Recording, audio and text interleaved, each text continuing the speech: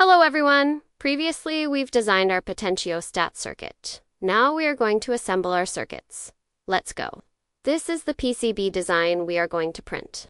We can also look at the render result of our PCBs. After it's ready, we can send it to the PCB printing services.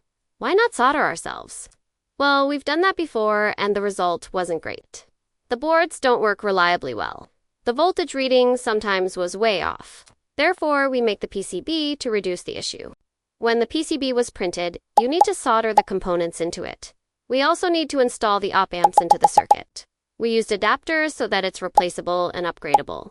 This is the board after all the components installed and soldered. Now it's time to connect these pins. The VS is connected to the power source. We used 3.3 volt source from power supply. V plus and V minus are connected to the power supply. We connected the power supply to the power regulator circuit to protect the ADC from overvoltage. The ground is connected to the ground of both power supply and microcontroller. VD is connected from the DAC output.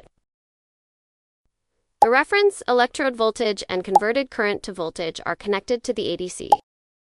The ADC and DAC are connected through I2C protocols to the microcontroller. Finally, the electrode socket are connected to the module to perform electrochemistry. That's how we assemble our Potentiostat. Thank you for watching and your support. See you in the next video.